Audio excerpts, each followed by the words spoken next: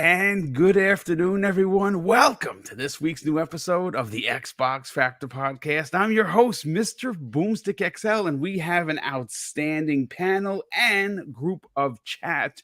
The chat here is already banging. We also have a ton of incredible topics that we're going to get into. Sorry, I'm not on camera this week again, ladies and gentlemen. Like everyone has known, Josie and I are, we're just still battling COVID, and I look like a hobo. I got a 2-week-old beard. My mohawk is to the left when it should be to the right, and so I'll be back on camera next week. First, I want to say a big thank you to the entire community. The well wishes that we got when we announced that we got sick, and then the constant checking up of multiple people that took the time to reach out to us both privately through text or through like DMs to check on us on a daily basis has been nothing short of moving. So we are incredibly humbled by how many messages of get well and well wishes that we got. So I want to say a big thank you to everyone that did in fact reach out to us. You're going to notice that the panel is a bit different today. Most of the people that are normally here, it was like a full moon and everyone had to go into work. So we do have some of the panel. We also have a returning guest all the way from down under. Risk it for the biscuit. What's going on, brother? How you doing, man? Welcome back. Thanks for having me, man. Of course. I'm actually a little bit sick as well. I'm going to keep the camera on. Excuse my one red eye. I've got a baby and he likes to pass on whatever he gets to me. That's what they do. And I hope you're feeling better, Boom, as well, man. Thank you. So, I mean, it takes a while for COVID to let go. And your immune system's down for a little bit. So you got to keep up the fluids, keep up all that good stuff. But it's going to be a good show. I'm excited. There's lots to talk about this week. So, I'm ready to get into it. Yeah, well, I appreciate you coming back to join us. I did get a chance to record at least an hour worth of the Forza Horizon 5 DLC that just launched, and we're actually going to get into that right after another topic that jumped off the page. Thanks to a good friend of this program, Jez Corden.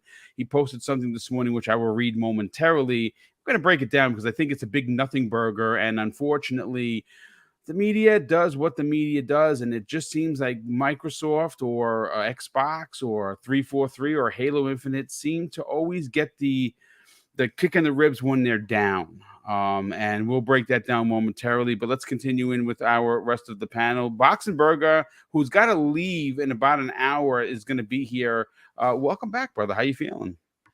Hey, how are you doing, man? I hope COVID doesn't stick with you too much. We talked a little bit about it in the green room.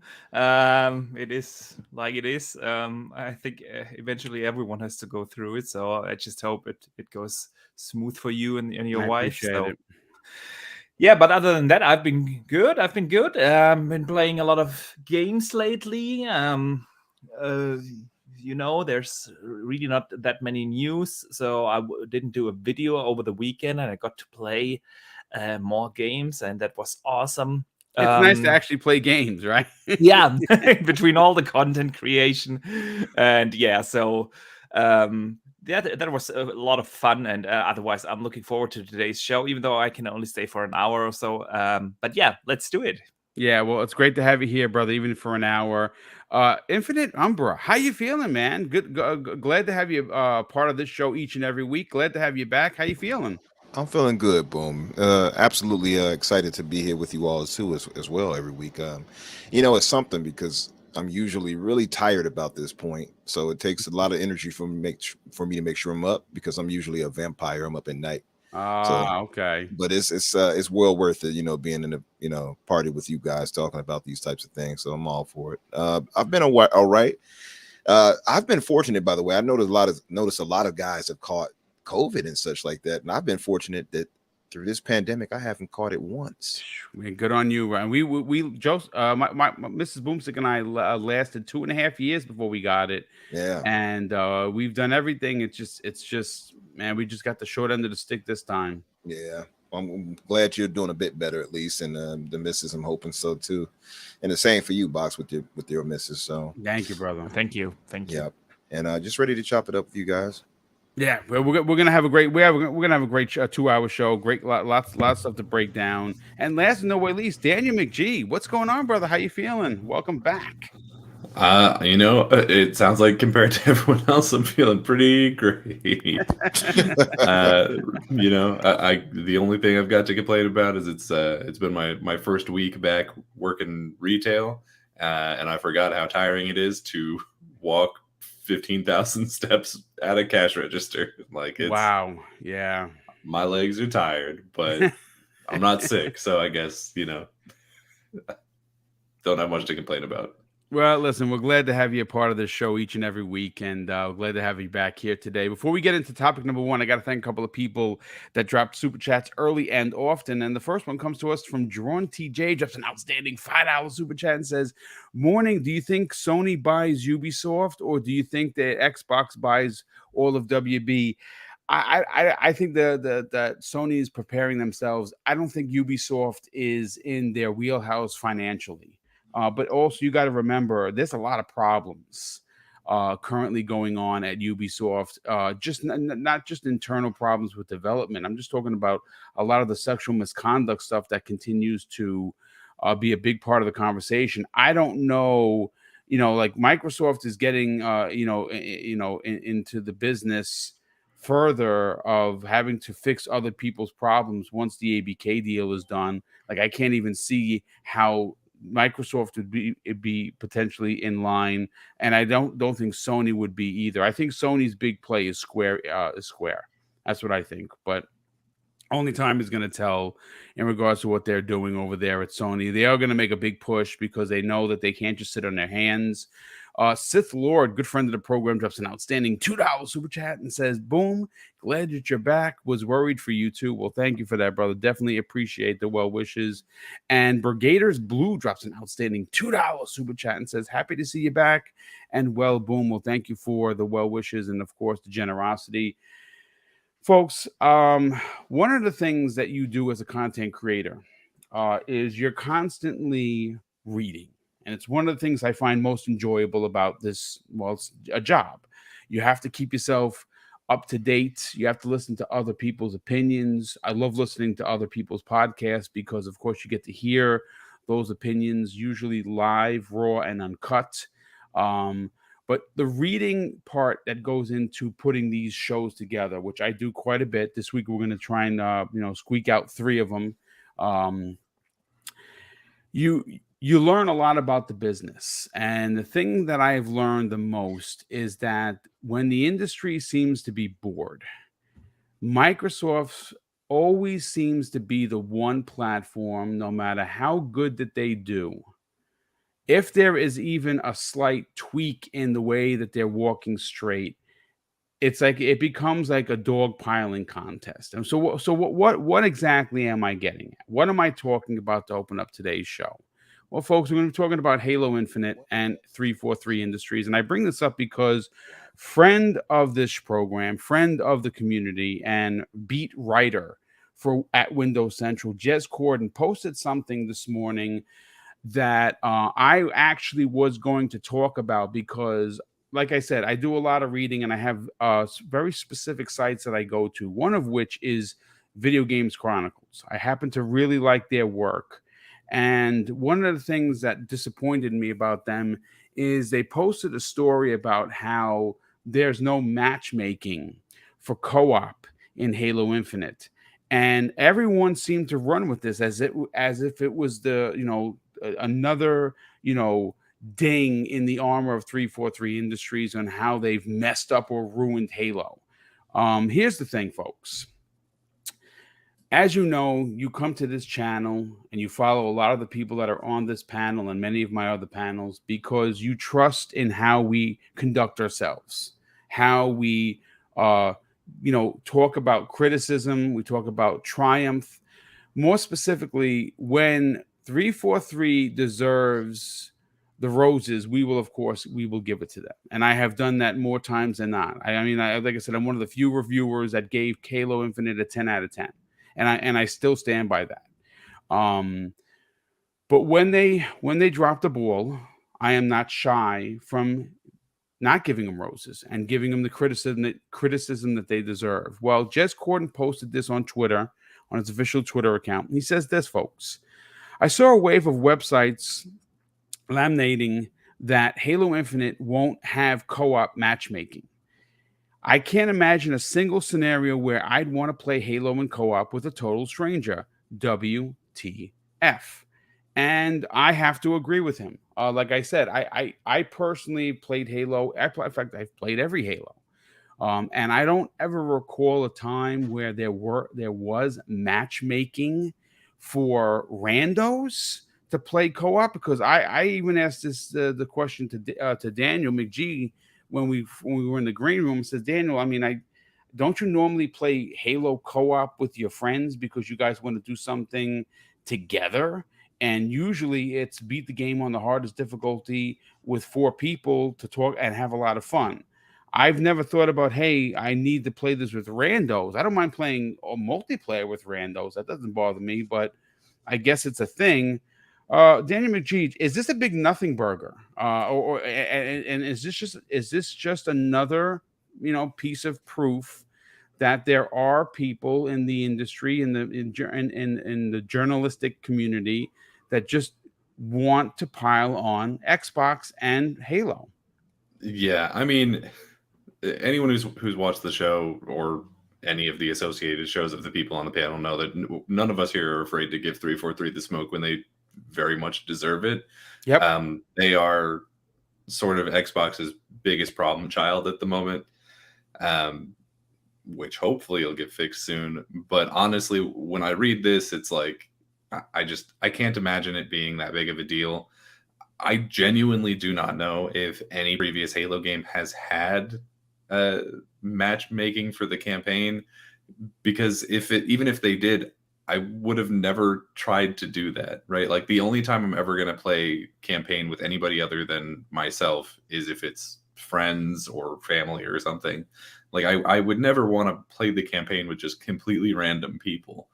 So I guess I can understand people being upset about it if they maybe don't have a friend group that they can do that with, but I've never heard of anybody wanting to play a campaign with completely random people. Like, it's so strange to me. I think that what it is it's just 343 has been dropping the ball so much lately that when absolutely anything like this happens, it's one of those things where you can put out an article or a video about it, and that people will click on it because it's just sort of the popular thing to do right now, to dogpile on 343 and I guess Xbox at large, but most of the 343. And for the most part, 343 has deserved it, but this I don't think matters. Yeah, and I absolutely agree with you, and I think you're onto something. Real quick, we were talking about it. There was one game, and someone on the panel said it, but Shane in the chat said Reach had it, which I don't even remember, to be honest with you. Having it. That's how long ago last time I played Reach with in co-op. So again, I don't. This is not the biggest topic of the show. We have a lot to get into, but I thought we'd have to open up with it because it is worthy of a conversation. Let's bring in Risk It for this. Risk It. Obviously, this is a story that just proves that either there's not a lot to talk about right now, or that the industry just really knows how to tap the vein when it comes to anything negative. Go to the way of the Xbox and we'll get clicks, because that's exactly, I mean, like, Jez Corden is a journalist. He understands that you have to put stuff out there that people are going to want to read. It seems that even he, based on what he had to say, seemed a bit frustrated with his own brethren, so to speak. Yeah, well, look, for me, it's a non-issue. I mean, I don't think I've ever played Halo with people I don't know. It's just something that hasn't happened for me. So yeah, for me personally, it's a non-issue, and I think for most people in the Xbox community, it's an absolute non-issue. And to see people, especially large media outlets, jump on this, I guess it just kind of goes to show you that bias is still strong. It's still out there. And it's still happening. And look, I've as Mr. McGee so succinctly put it, that I didn't get anyone on this panel, and I may be even the worst perpetrator of this. When it comes to giving 343 the smoke when it's deserved, I definitely give it, because Halo's a game. I agree with you, 10 out of 10. Halo's a game with some of the best bones of an FPS arena shooter like you've ever seen. It's just light on content. There's obviously other things that have come along with 343 that have been issues. There's been many an issue, but this is a non-issue. Why are we piling on more? I hate to say the word BS, piling more BS onto a studio that has already just had like drama after drama after drama after drama. These developers don't deserve that. They've been taking a beating since day one. Yeah. And so this, for something that's a non-issue for the media to jump on, I agree with you. It's a slow news week, and they've got to throw something out there, right? And they know that there's going to be fanboys out there that'll bite. But it's just, to me, it's a non-issue. I'll be playing Halo with my friends. I am playing Halo with Infinite and Jedi, and Doomy, and we have a great time. So yeah. For me, randos on it. It's look. I play with randos and multiplayer all the time. Have no problem with it. Though, to be honest with you, I have never played co-op and for the single player campaign with randos. Like, even if it was a chance to do so, I wouldn't have taken that chance, because I want to play with people that I can trust, people that I know. Multiplayer, you're just shooting the hell out of each other, and you're there for 15 minutes and you're done. I just find it very disappointing that even when there's not really much to say, and no matter how good that they do, because like I said, the criticism that has come the way of 343, they have earned that, folks. This isn't us being D-bags looking to pile on it to try and get new subs by using hate as the forefront of a conversation.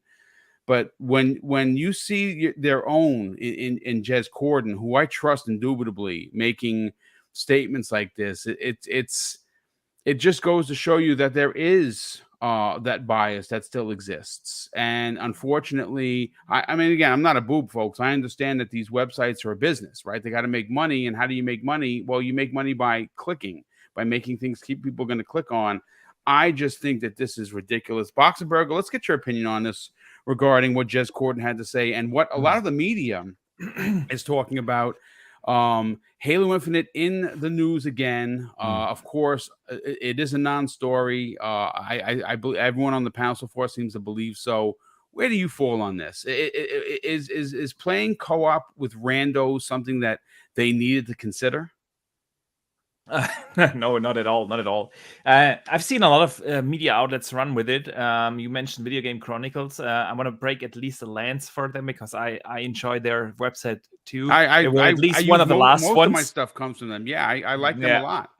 Yeah, they were one of the last ones that ran with this story. And like you said, and everyone else on the panel said, when news are dry, people try to make drama, because drama generates clicks. Unfortunately, it is like it is.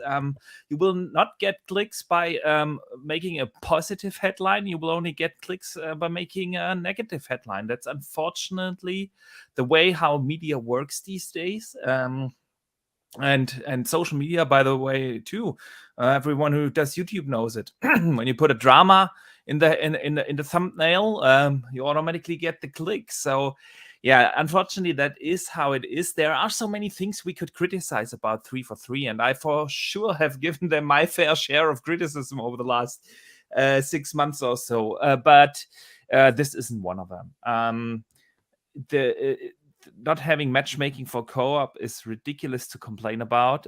Honestly, I didn't know that Reach had it, even though I played it, because it is a feature I bet no one used, and I actually have a hard time to think of any other game that has a campaign co-op mode with online matchmaking.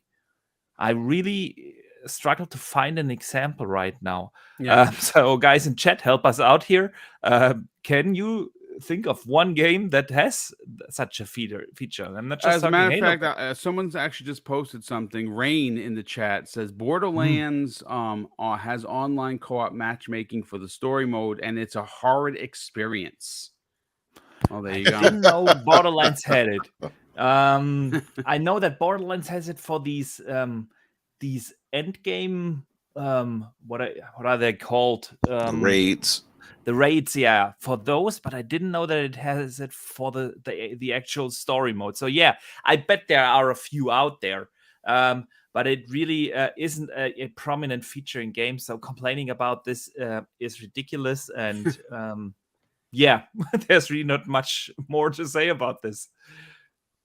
Yeah, yeah, it's fine. I mean, again, it's not the biggest story of the day, but I do want to add some flavor to this for Infinite Umbra to take on this particular be the last one to talk about this topic. You know, Infinite, this obviously we're going to get your opinion on how this is a giant nothing burger. But you know, getting back to what Riskit had to say about there being a media bias still potentially you know, in gaming, especially when it comes to Xbox, is how The Last of Us 2 remake. Now, we're not going down this about whether it's worth it or not, and the eye of the beholder, and $70 versus it should be this, that, and the third. We're not going to get into that. I do want to talk about the multiplayer aspect and say that this is what frustrates me as a content creator on the media and just gamers as a whole. In all of the write-ups that we have seen regarding The Last of Us remake leaks on how bad it looks and how they promise something different and they're getting and whoever buys it's going to be getting something incredibly different. One of the things that you almost did not see in anything from media is how Factions is nowhere to be found. That Factions, which was a part of the original package, even in the HD remake for the PlayStation 4 was there, is not there. The multiplayer aspect completely gone, nowhere to be found, right? No one said anything about that, Infinite, but yet now we're finding all of these websites, and there's quite a few prominent ones out there that are running with this narrative about how this is another failure at leadership for 343 regarding matchmaking co-op. Is Riskit onto something here with the fact that there is an unbelievable bias still available in the media? Yeah, I mean, I've always believed that. I think many of us here, and even those in chat, have always believed there's been a strong media bias against Xbox for a long while now. And you're right. I mean, Factions has been ignored largely by most in the press and the media, rather, because to them, you know, Sony is just, I guess, you know, synonymous with quality. So long as they give you this single player experience masterpiece, you know, they'll overlook that type of thing. And it's unfair. It definitely is unfair. But I was going to say, to add more to that, is the dogpiling that 343 has to have had, unfortunately. And it's because some of it is their own doing, to be fair, because of a lot of missteps that they've had as far as things go. But it has become obviously like unfair, because now any little thing, like Box even pointed out too, now and Danny pointed out, where any little thing now is going to be some type of, oh no, they messed up again, look at this, you know. But it is a nothing burger. I think we all know this. And as people pointed out, yes, Reach did have you know, co-op matchmaking. It was introduced in Reach, but I think you have to have context here, right? So they also had like matchmaking for Campaign, because Campaign had like rotating challenges. So it was very specific for a lot of different things too for that. But that was in a different era. That was in an era where, you know, we didn't have as much interconnectivity as far as like things with like Discord now that's with the Xbox that we'll be getting. And even the looking for thing like party gaming like we have now for Xbox, where you can put a looking for group out. That's the looking for the group. Yeah. So all of that now kind of renders that useless, really, honestly. And again, I don't want to play with some randoms. Not to say that sometimes you can't have a good experience. I've had it happen, but in general, if I'm going to play something like Halo, I want to play with somebody who knows who I am. You know what I mean? Who Yeah. knows me? And I almost started singing. I was going to be like, someone who knows your name. But yeah, I want to play with somebody who knows who I am and gets my humor, and I get there and get theirs. And you know, and if they're going to betray me, I'd rather it be somebody I know, like Risk It, who will absolutely try to assassinate you while you fight an enemy. You I know? knew it was coming. I knew Yeah. it was coming. Oh, It's, well, it's no, him that's who betrays me. That's what happens. If it's not him, it's Jedi, not Peter. You know, one of them is hitting me in the back of the head while I'm trying to fight the banished. I can take that from them, but I wouldn't want a random to start doing it. I gotcha. Yeah. Teabagging me on the field. It's just unnecessary. But yeah, so it's a nothing burger, and it's just something that, like I said, it's just a dog piling on 343, and I think it's had a negative effect on them in general. I think. Oh, dude, listen. Yeah. I said this before. Like, if you look at some of the smoke that they have earned, they have put themselves in this corner. Understand that this is us doing it. They've somewhat done it to themselves. But just imagine being on this team, trying to get both the multiplayer and single player out, with all of the pressures that were there, right? And they somehow did it. They somehow released. And again, Risk It said it. He agreed with me. Maybe you don't think it's a 10 out of 10. And if you don't, hey, I hear you. I thought it was a 10 out of 10 in both experiences, both multiplayer and single player. I will stand on that. I will die on that hill. And somehow they delivered. Now, granted, does it need content? 1,000%. We're not going to go down that rabbit hole because we've talked about it to the point of nauseum. Yes. Do they need content? Sure. Do they do we need a steady flow of content? Yes. Do they have to learn how to make the seasons every 3 months like everyone else? Yes. Yeah, they do. And they will eventually get there. And when they get there, I'll be waiting with open arms. But for the most part, I can't complain about the core gameplay loop of it. It's just a solid experience. So listen, it is what it is. The media once again disappoints. I hope that 343 just looked at it and just laughed. I really hope that they didn't take it to heart that, oh my God, we've disappointed more fans, because there's nothing to be disappointed about. There are so many ways for you. I know I saw someone like, well, I don't have friends, so I need randos. Dude, there are so many ways for you to get people to hang with you on Xbox. It's one of the most engaging and welcoming communities I've ever been a part of, especially for multiplayer. Like, even if you don't know a lot of people, I'm constantly getting invited into groups, and this is well before I was, a personality on YouTube. So there are more than enough ways for you to be able to work with somebody. You don't need this option, and it's a shame that it was even a conversation on today's show. But you know what? It's worthy of a conversation of how ridiculous it is. But I do want to move on to the second topic of the show, folks. And we're going to be talking some Redfall, because I think that what Arkane Studios is doing there, based on their recent blog posts, suggests that this is going to be a game that's going to be in the running for Game of the Year. I know that everyone's like, oh, well, it's got to be Starfield because it's it's Bethesda and it's their big new IP after over a decade. I get all of it. I'm sure Starfield is going to be absolutely incredible. But the more I read, the more I see about Redfall from Arkane, folks, I have a strong suspicion that this is going to be one of those games that not only are we talking about a lot next year, I think it's a game that a lot of people are going to be playing well after they beat it. And this is going to be a game that, like Halo, you're going to want to play with friends. And I do have the story in front of me. And I'll say this, folks, with every post from Arkane Studios, Redfall continues to position itself as a top-tier Xbox exclusive for 2023. Now, with the new info that I pulled directly from that blog post that was posted by Arkane, they talk about this huge upgrade system, and it serves as a potential for all gamers to have a varied experience, which I think is awesome. I love the fact that we could have a conversation that I found a weapon that did something that yours didn't. And that's what it appears to be. I did pull, again, here's some excerpts from directly from that blog post.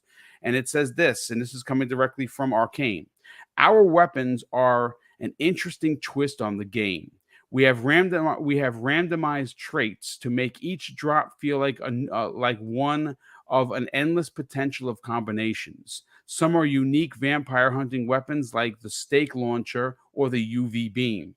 Upgrade skills like Layla's psychic umbrella shield and Jacob's Raven Scout with skill points, which can be earned by completing main story missions and side missions found throughout the world. Not only can you upgrade the unique character abilities, but you can also use the skill points to boost your broader hero abilities like health recovery and increased storage for resources like ammunition, lockpicks, and rewire kits. So let's talk about this, folks.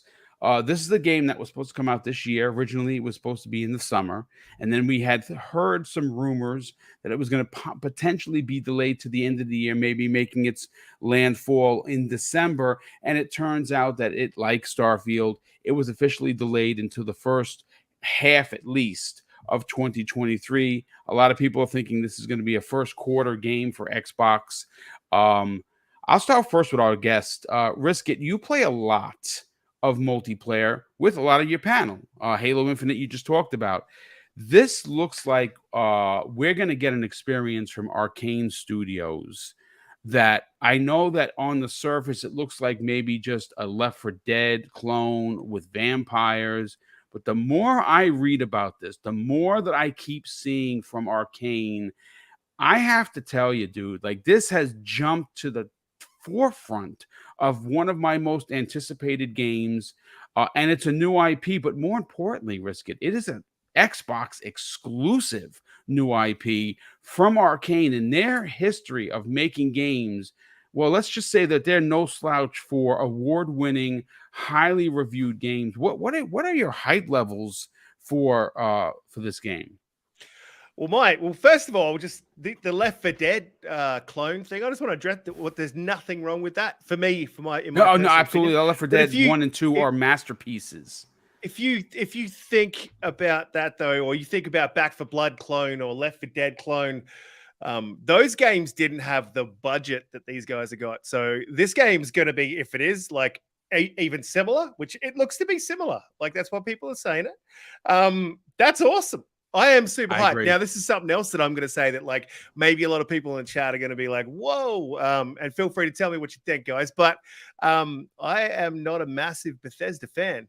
And so for me, my Starfield was Redfall. So I'm looking forward to this game. My hype levels are pretty high, and everything I'm hearing about this game is good. I haven't heard a bad thing. Oh, there's the progression that they did have that they're saying where if you play with someone in co-op and you haven't quite made it as far as where you guys got to together, but at the end of the day, I'm going to be playing this co-op anyway, and if it's really good, I'm going to go back through it again. So to me, that's not a big deal. And you're right, like multiplayer is kind of my jam. I just find it really hard to sit down and play without chatting to someone. I don't know, maybe I'm ADD. I don't know what it is, but we get in, we have co-op, we have a good time. Me, Jedi, Umbra, heaps of other friends that I have. So we're all looking forward to this. And the best thing about this game is it's going to be in Game Pass. So at the end of the day, if you don't like it, you don't have to continue playing it. But I really get the feeling that this might be something special, especially, like you said, with Arkane's pedigree. And I've just been reading up on it while you were talking, and man, it looks absolutely amazing. And I like the fact that they've got like a new spin on vampires. It's not they're not like old world vampires that have been around for millennia. They're like these new things that have been created by scientists, and they're getting more powerful, and they're trying to find a way to stop these things. To me, this game looks absolutely fire. I was a bit disappointed about the delay. I'm not going to lie. I thought it was going to shadow drop, to be honest. But that's all good. Our 2023 is completely stacked, and I've got plenty of things to play now. So, yeah, man, I'm super hyped for it. Redfall's going to be great, I think. Yeah, I mean, listen, the delay, it shocked a lot of people because they, listen, it's COVID is a thing. Look, me and Mrs. Boomstick got it out of nowhere, right? So it's still a concern, and I can only imagine development and how difficult it is. I barely have enough strength to put together the shows, let alone make a game. So yeah, well, that's also a thing that you're saying there as well is look, I do push back against the COVID thing a lot, but I also think something that people need to realize is that people in these these studios, it's not just like COVID delayed everything because everyone had to go home. COVID also delayed everything because people got COVID. Yeah, Right? people So got sick. I don't think people think like, COVID just delayed the world because we had to stop everything. Well, people also got it, and then they felt like shitty. And if you're me, because I had I don't want to get into a big detailed thing about COVID, but I had it for a week, and that was like a week and so on ago, and then I picked up something else, but I felt bad, for a good week afterwards, and I was dragging my feet and I was all fuzzy. So yeah, man, it takes a long time to recover. And this affects these studios. So you got to give them their leeway. And look, at the end of the day, if we get to 2023 and they start delaying these games that they have promised, like Starfield, like That'd be a Redfall, conversation for that day. Correct. then we can talk about it then. But at the moment, I think you give them their leeway and we're going to get a great game, and great development takes time as well. I mean, especially with all the new technology, things take longer to do than they did because the polishing is more finely honed and there's a lot more bugs. The games are more ambitious. So you got to expect that game development time is going to spread out as well. So there's a lot of factors that go into the delays. I was disappointed, but that's only because I want to play the game. But if they bring me a finished, complete, polished game and it's good, I won't be complaining when it releases. So, yeah, no, I'm right there with you. Listen, Boxenberg, let's get your opinion on this. I had a lot of notes that went into this, and I could have added more. The blog post from Arkane was lengthy, but I did break down some of the more important aspects of the conversation regarding the leveling up, the RPG aspects of it. Where does your hype level go based on some of the stuff we've already seen, but a lot of the stuff that we just learned, specifically with the open world aspect and the side missions that, listen, that's what I love about this. There's going to be things that we're going to be talking about that I got to that you didn't find, and vice versa. Where do you fall with what you read? I've always been super excited for Redfall because, Arkane is this unique studio that always puts a unique touch on their games. When you look at their history in games, I don't know if any of you guys played, for instance, Prey. This is not just a generic first-person shooter. Arkane games are always special. Look at the Dishonored series. Something unique, something you will not find in other stealth games. And even that wasn't the exact same studio, but only part of the team last year's Deathloop. Also, very special game. Arkane games usually are not for everyone. I get that. But I love that about them. It is not going to be your generic open world shooter. It will provide a unique experience. And that's why my hype level has always been high. Game developers do something special. Yeah.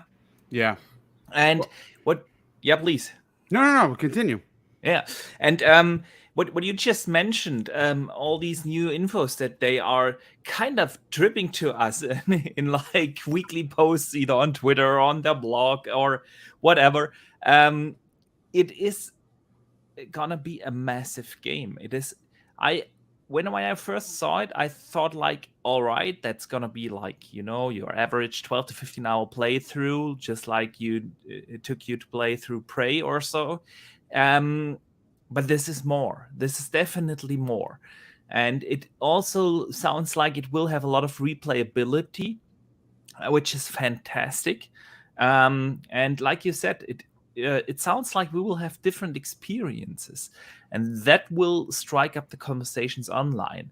And this is gold. This is gold these days if you get people to talk about your game, and everything points towards that so far. So yeah, I'm super excited. I also want to mention something that stood out to me is how they emphasized in one of their recent blog posts that they have designed the game in basically two ways.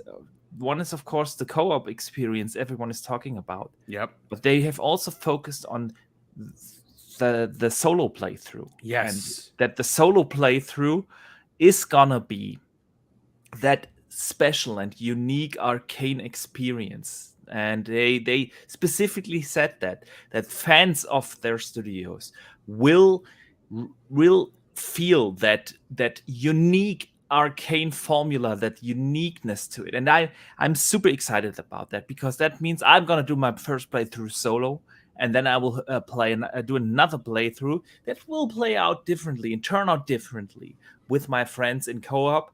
But yeah, man, the game will suck because it doesn't have matchmaking for co-op. So no, just kidding, of course. No, I really like that. Really like that to hear.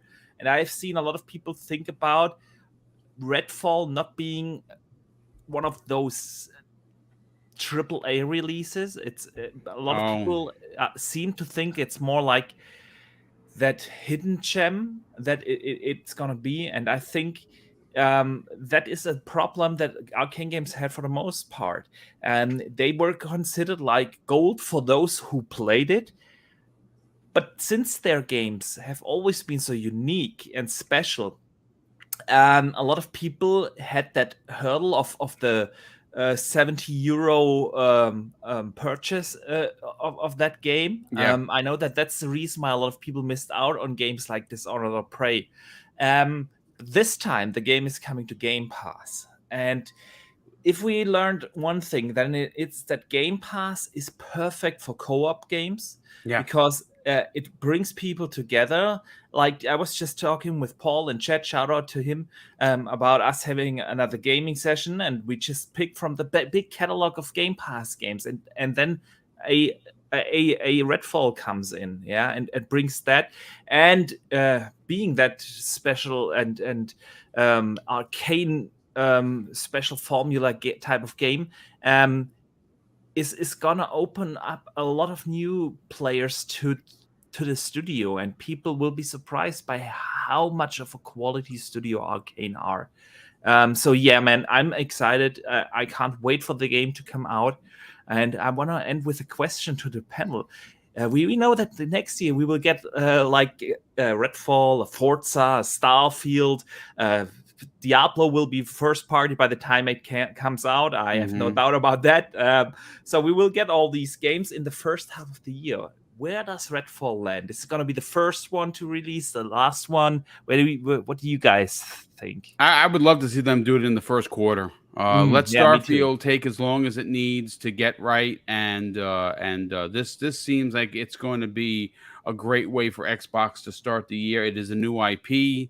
It is an IP that screams co-op, but it also, I'm glad you brought this up, that they have finite both experiences. It's not going to be a single player game with a costume of multiplayer and vice versa. It's going to be like, regardless of what experience you choose to take, it is going to be customized to you. If you play it single player, you're going to have a great experience. You play it with multiplayer with friends, you're going to have a great experience.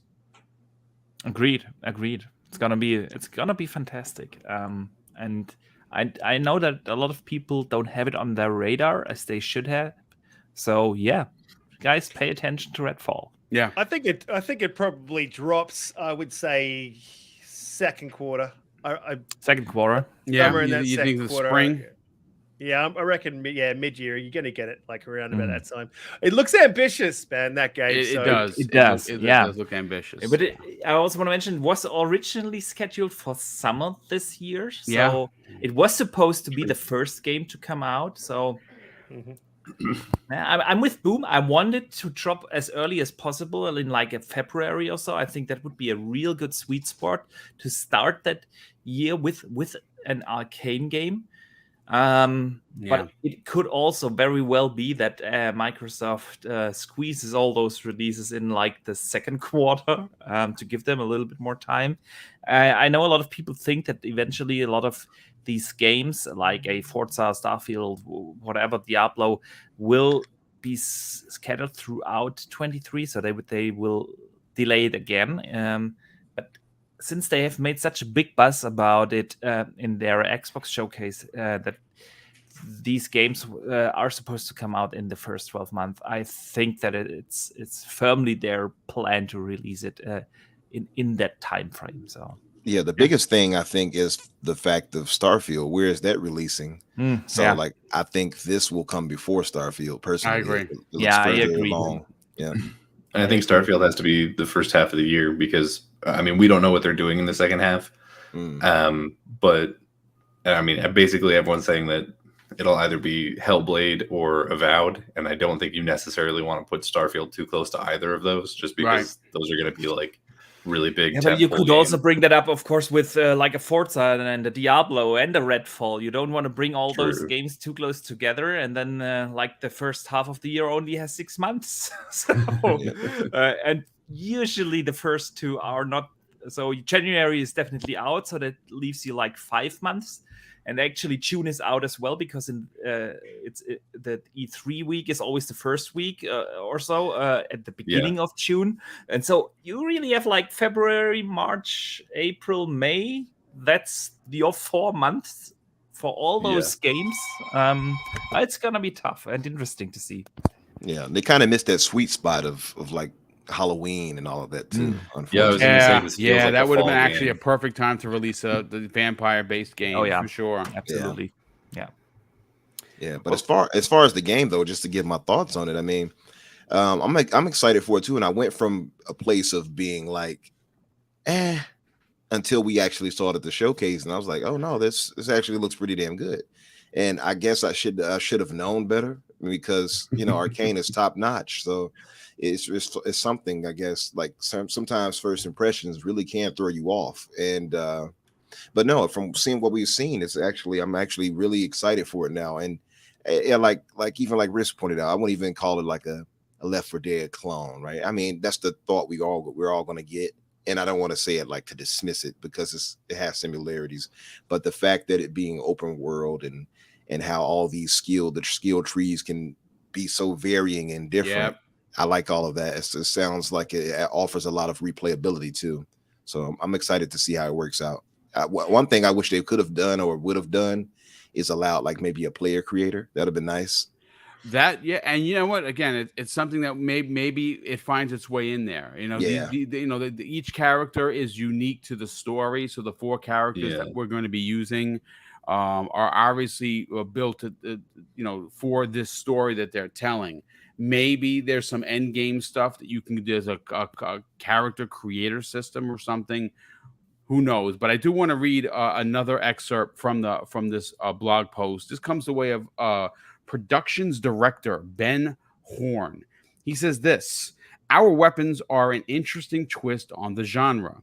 We have loadout options players already know and love, like rare shotguns and sniper rifles with randomized weapon traits to make each drop feel like an endless potential of combinations. In addition, though, to that, some of our weapons are unique vampire hunting weapons, like the stake launcher or the UV beam, that can be used tactically to eliminate a vampire threat.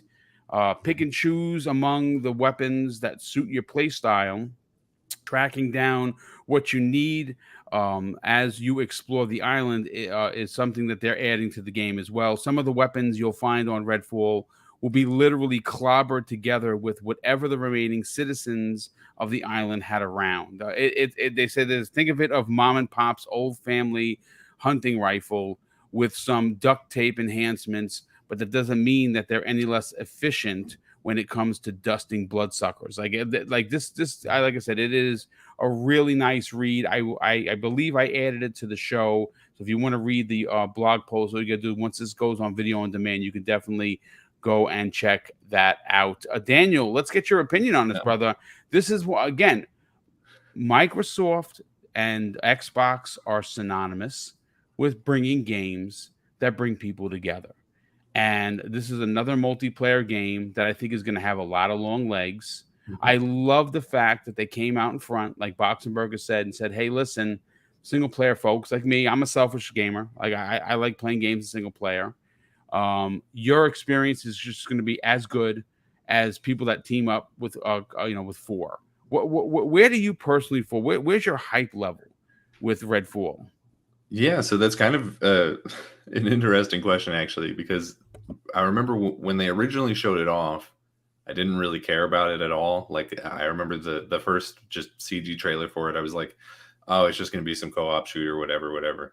Like, it's never been sort of my jam. But then they showed off the gameplay at the most recent showcase, and now I'm somewhat interested in. I wouldn't say that it's something that I'm like super excited for, but it's definitely something that I'm looking forward to, if that makes sense.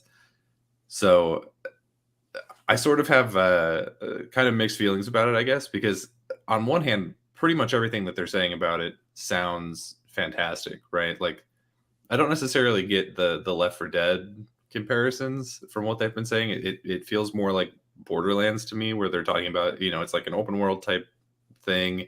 There's the set characters that you choose from. There's the loot drops with like guns with specific traits, right? Like that all feels very Borderlands-y to me.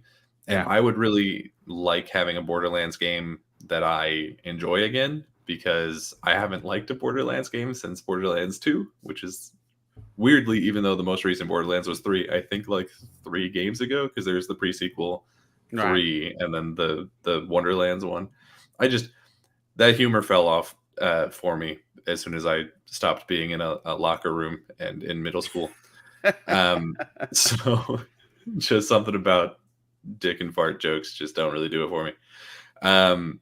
So I'm really looking forward to having a game that's like that, but maybe takes itself a little bit more seriously. Obviously, I still think it'll be comedic in nature just based on the trailers.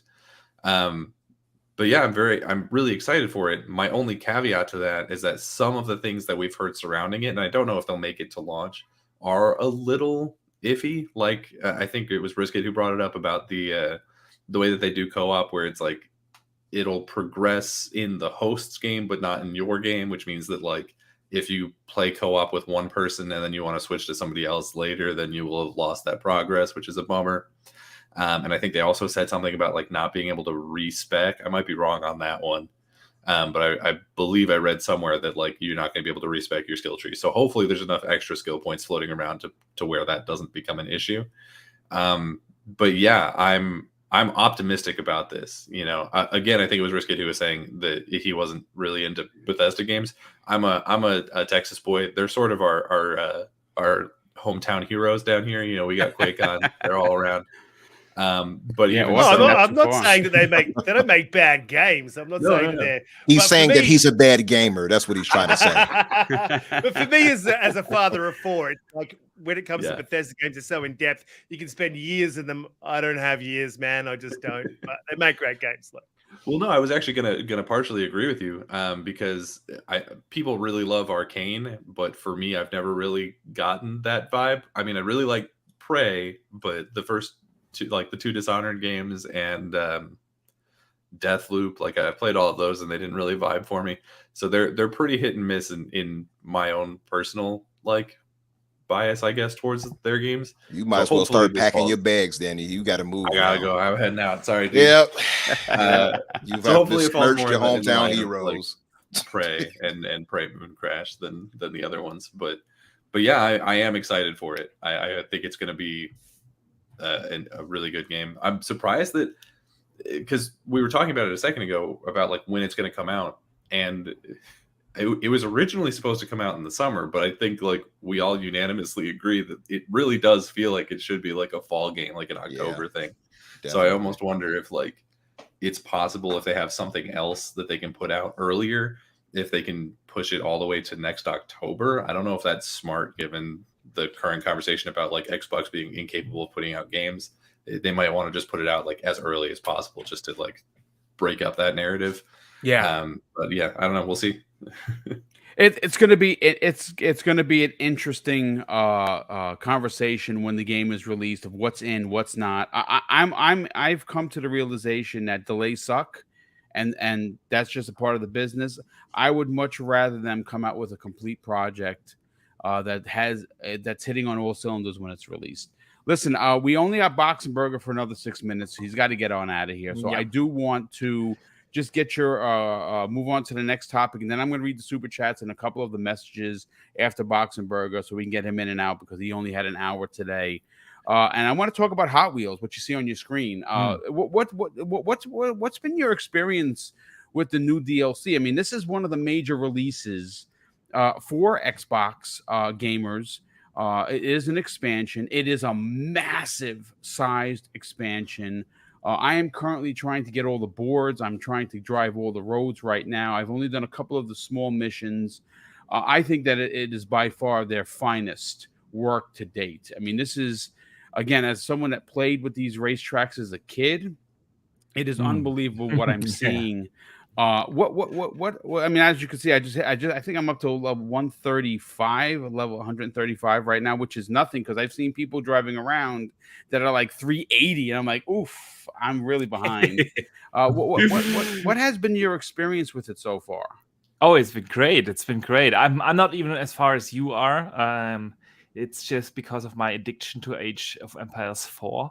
But I played like, I don't know, 5-6 hours or so so far, and I'm really enjoying it. It's so much fun what they did, and I just feel like Hot Wheels. I know a lot of people complained about it. Yeah, they did it already, but this time, not only did they refine the experience, but Hot Wheels is just a perfect match for Forza Horizon 5. It is like a fantastic arcade racer already, but adding all these orange and blue tracks to it, and the new races and such. It's just a fantastic experience. Even my kids enjoy it very much. They are big Hot Wheel fans as well in real life. But yeah, it is a great experience. It's a lot of fun, and it's perfect, really a perfect expansion to an already amazing Car PG. So yeah, I'm having a blast with it. Yeah, I mean, listen, what could you say? I mean, just simply, and they could have just made it on the tracks, like the third one, Yeah. Forza Horizon 3. But this is, as you could see, I'm driving around. There's so much territory to drive around in the biomes that give you freedom outside of the orange and blue tracks.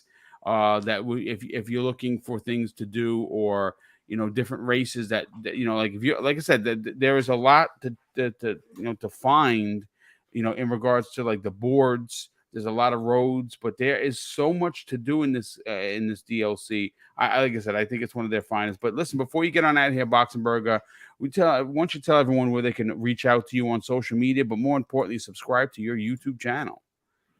Yeah, man. Thanks for having me again. Unfortunately, it was only for an hour, but I promise I'll be back next week for the full show. Yeah, people can find me everywhere under Boxenberger.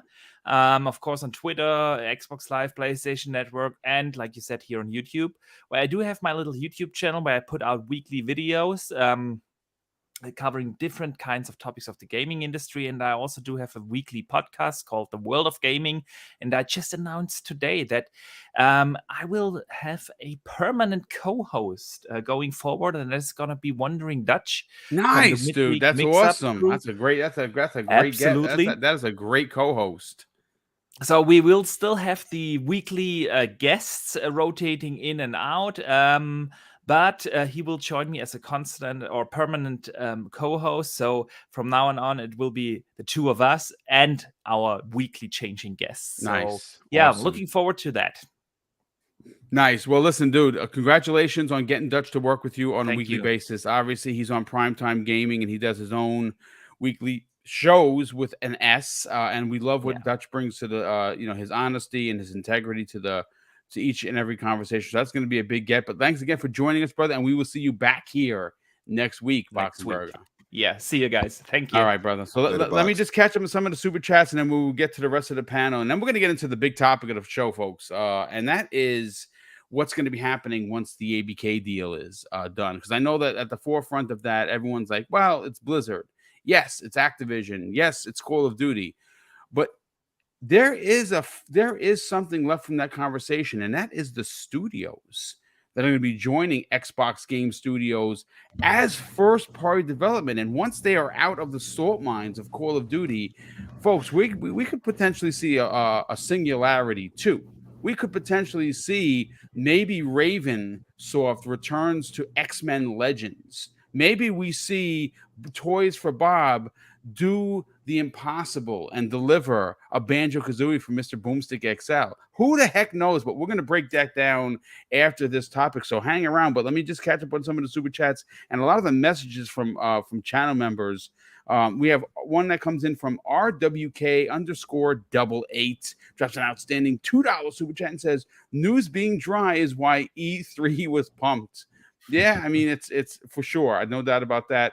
And a good friend of the program, BitCloud Gaming. He's been a channel member for 14 months, brother. Thank you so much for that. He says, "What up, brother Boom? Let me know if you need me to come through." Yes, dude, listen, we're going to be talking about Sony's breach, which if you didn't know, there was another Sony breach where someone got their hands on a laptop that had 100 gigs of like a lot of information. BitCloud Gaming just did a video on it yesterday, which was fantastic. We're going to be talking about that specific breach, and we're waiting for more information to potentially release this week on Friday morning's Breakfast with Boom, with, of course, Mrs. BoomStick and I are going to be giving away $400 worth of digital gifts. So that's right, 8 $50 gift cards to your store of choice, PSN, Xbox Live, or Nintendo eShop. And if you live outside of the United States, folks, don't worry. We will get you your $50 one way or another. If you have PayPal, we will just get that money to you. And yes, we will pay the transfer fees. So even if you're outside of the U.S., we will honor anyone that wins one of those $50 gift cards. And that's going to be happening Friday morning at 10 a.m. Eastern Standard Time. We also have another message coming in from James176, who's been a member for 26 months, brother. Thank you so much for that. He says, "Good afternoon, Boom. Glad to hear that you are feeling better. Take care, buddy." Yeah, thankfully. We're on the mend. We're not there yet, but we'll get there eventually. Smitty Smith, good friend of both Mrs. BoomStick and I, who's been a channel member for 28 months, who says this: "Salute the panel and chat." Will salute to you, brother. Thank you so much for that. Drawn TJ drops an additional very generous $5 super chat and says, "I wish the Overkill, The Walking Dead game never got canceled. It's like State of Decay, but better graphics and big open world Washington, D.C. Yeah, I never played that, unfortunately. I can't wait for the part 3 of the zombie romp. That's an Xbox exclusive. Danny Passion Official, good friend of the program, drops a $2 super chat and says, "Anyone here playing Power Watch?" What is Power Watch? Maybe he Power means Wash. Power Watch That Simulator. is the new official digital crack for a lot of people. I actually saw someone post that they 1,000 out of 1,000 it. Apparently that's a big thing. I have it downloaded. I have to play it. I saw Lord Cognito playing it. Now he's addicted to it. I saw someone actually power wash a train station literally in half. Half of it was clean, half of it was filthy. That was crazy. So yeah, again, proves that the power of Xbox Game Pass, because no one of the 300 plus people here would ever play Power Wash Simulator. I'm telling you, but now that it's in Game Pass, people are enjoying it. True. I have everybody on my friends list like, "Oh, let's play Power Wash." I'm like, "What?" There you go. There you go. Sour Blow 18 drops a very generous $5 super chat and says, "The leveling will carry on, but not the progression. You can't change players mid-game, but you can change skills." In regards to Redfall, Gameonomics drops who's been a channel member for 9 months, says, "Guys, the multiverse open beta is live now. Would love to see some of that gameplay in the next episode." Boom. Yeah, I'm definitely going to check that out. That actually looks really good. Jacob Novick drops an outstanding $10 super chat and says, "I have watched the ABK news on Twitter, looked at the news tab. South Korea, Brazil are looking into 6 experts assure that the deal will go through within the next 6 months." Yeah, everyone's going to get their eyes on it, and that's fine because it is a monster deal. But listen, let's bring in Riskit into the conversation. Riskit, obviously, for Xbox gamers, the highlight of the year so far has been this DLC expansion for Forza. What they delivered and the price that they were asking is just unbelievable. They have really delivered a top-notch return to something that shocked a lot of people when it came out in Forza Horizon 3. This is double the size of the original tracks, and it is obviously still taking place in Mexico. Multiple biomes to drive through. What has been your experience with this so far? Are you enjoying it? Oh man, I love it.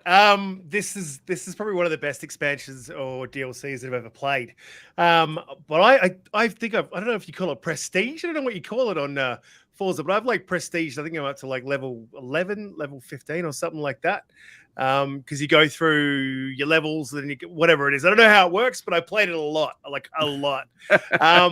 And so with the DLC, I think all I've got to do is I'm about 60% way through to the last section that you have to play through. Man, I've had a great time exploring the lands underneath and getting all the XP boards and doing all the races. Look, there's one thing that bothered me about the game. I love the level progression, and the way that was done is like really well done. I like how it starts you with a B class car. A lot of people don't like that, but I personally do like it. Like you start out with your B class cars, you race them, you do well in that. Then you move on to, I think it's your A class, and then you go to your S1s, your S2s, and then up to your Xs. That's great. I love that. The only problem that I have with that level progression system is I don't really want to run around and do the drifts. I don't want to do some of the hazard things. And I don't like having to go do all those to get the medals to move to the next class. Other than that, this DLC is it's the best DLC I've ever played. 110%. I put out a poll as well, actually. Why? I'll just share that with you. And I put out, as I said, I was personally loving it. And I said, what are people's thoughts on it? And I put in there, loving it, no complaints. Should have been on Game Pass. Same as Forza Horizon 3, it's okay. Or it's boring. So 6% said it was boring, which is craziness. I don't know how anyone could be bored playing this game. I mean, look at it. It's amazing. The same as Forza Horizon 3, it's okay. I get that. Maybe if you played the Hot Wheels like in 3, I didn't. So this to me is my first time experiencing the Hot Wheels tracks, and man, I love it, man. Like the water, the gravity, the loop-de-loops, man. It's so good. And playing it with friends is where it shines. If you have played this by yourself, that's one thing. When you play it with friends, it's hilarious because obviously you're all going to try and knock each other off the track, all that sort of stuff. Should have been on Game Pass, 17%. I don't think so, man. In Australia, it was 26. I think in the US, you guys were paying 20. This is something that Xbox does for Australia that's really, really good. We don't get charged the tax. We do on games, but not on DLCs and not on Game Pass. We don't get charged the tax. They don't put on extra just because our dollar's lower, So we actually will pay. We pay 26, which is pretty good. So I don't think you need to put it on Game Pass. I think you've got this massive driving game. Like it's beautiful. It's the best game of the generation so far when it comes to races, in my personal opinion. And so I think if you're adding on a DLC for $20, like it's $20. Like it's not like you're charging $70 for something that's not even a. Yeah, anyway, moving on. I'm just laughing. I'm laughing over here, just watching Boom have a time of his life. I fell off the loop-de-loop, and I was like, well, let me just continue recording this madness, and now you're gonna see me. I'm like, this tumble won't stop. Yeah, it was pretty ridiculous. That's why I recorded it. I'm like, should I stop this? No, I have to actually say that I fell for about 5 minutes. Yeah, you've got to add that stuff into the recording. That's what happens. That's why it's fun. 1 minute you're going around a loop-de-loop, the next minute you're down a mountain. But I love it, no complaints, got 69%. Wow. So I think that the majority of people, and the other two weren't really negative, the majority of people are loving this DLC. And I'm loving it, and I'm going to continue playing it. I'll play it after I've done the X class. I'll still be playing it because I'll jump in with mates and we'll smash each other around the track, and it's just a laugh, My only complaint is right there with you.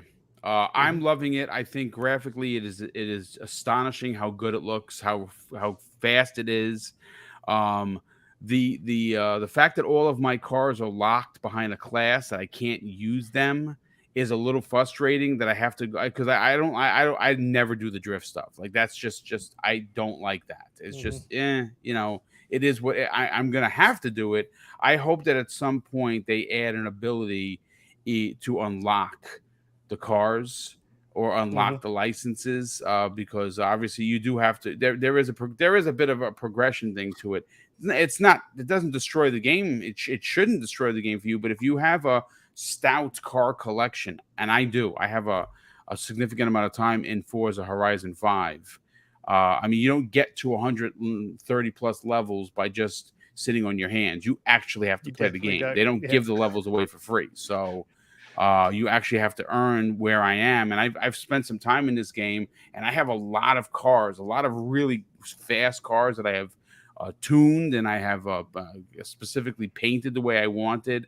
And they're all locked because I'm a little bit too. Like right now, like I'm not even doing any of the missions. I'm simply just going around to get the boards and driving all the tracks. I want to get all 175 road driven. That goes to my thoughts right there, by the way, Boom. Yeah. Well, speaking of which, let's get your thoughts on that, Infinite. So what has been your experience with this? Is this worth the price of admission? Oh yeah, it's not even a question. It's worth every cent.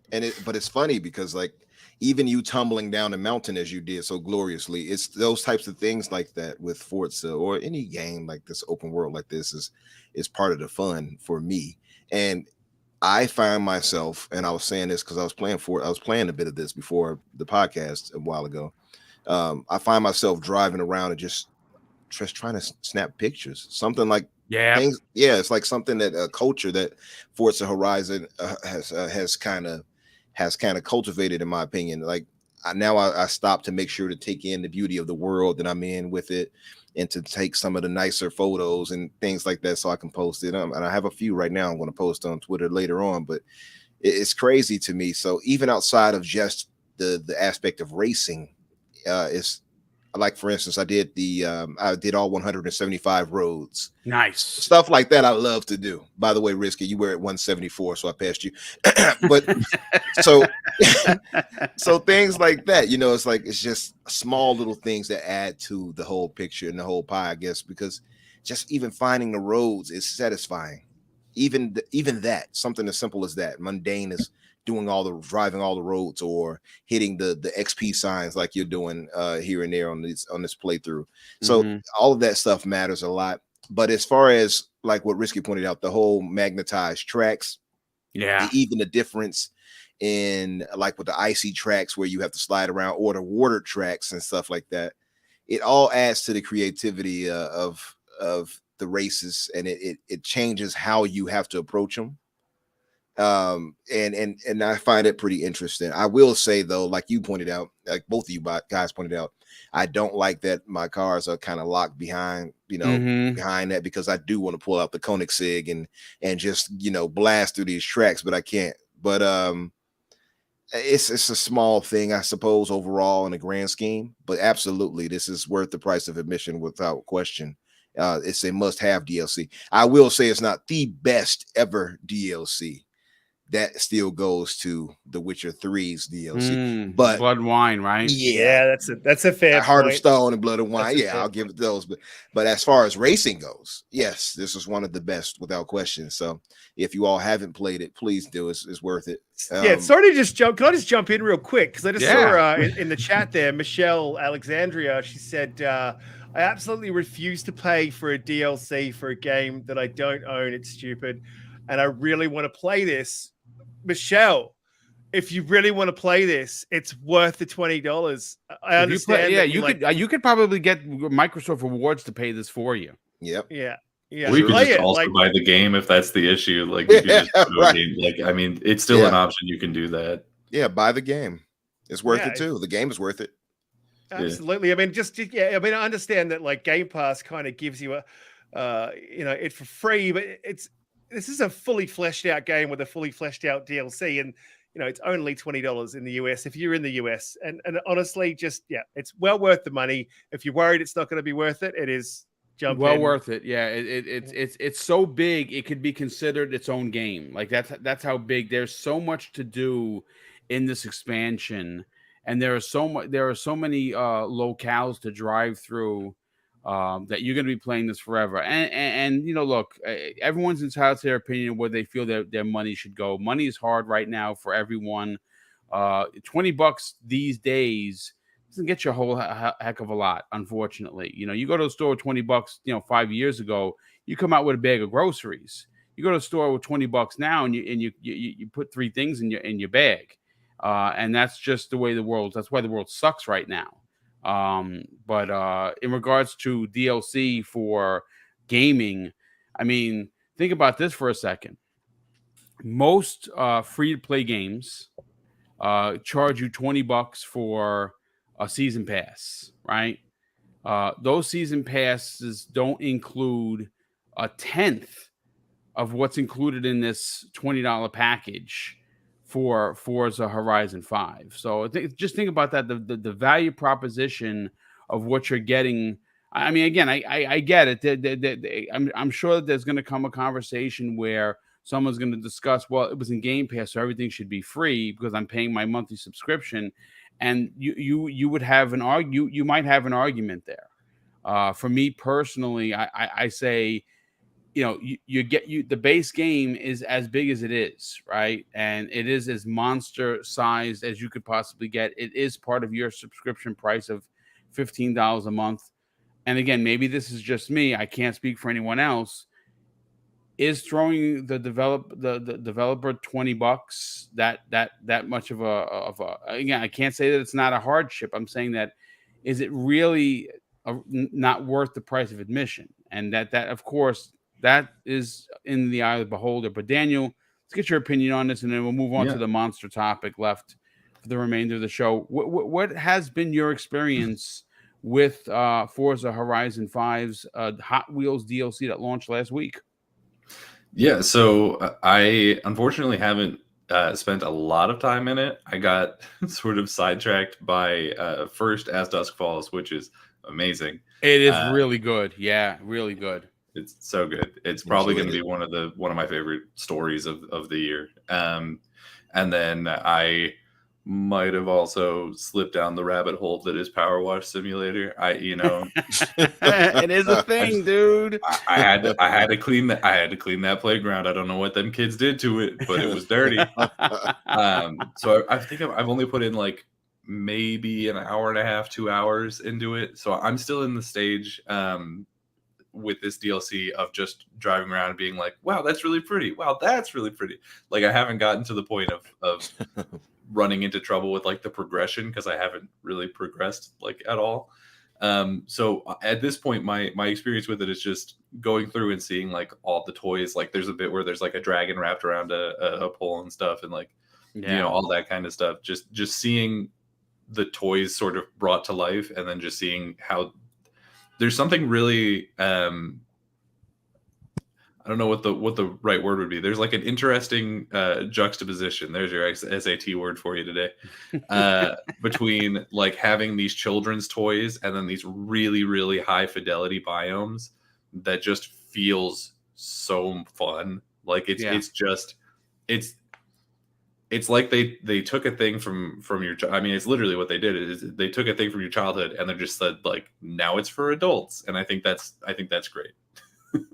Yeah, no, absolutely. It's again as realistic as the game can be, and it just look at the screen. Now, this is some earlier footage that again, I still being under the weather. I just don't have it in me to sit there for these long play sessions to record. So the footage is just going to be what it is. But as realistic as this footage is, and as the world looks, somehow Playground Games was able to make these toy tracks feel perfectly fit in this world. It's a sight to behold. It is really unbelievable the speed on the screen in front of you, especially when you hit the tracks that have like those rev engines. I mean, it sends your car, I mean, flying at supersonic speed. It's again, this is if you are a fan of racing. More specifically, if you are a fan of Forza Horizon, you owe it to yourself to play this DLC. You will not be disappointed. The price of admission is underserves what you get in the package. That is an absolute fact.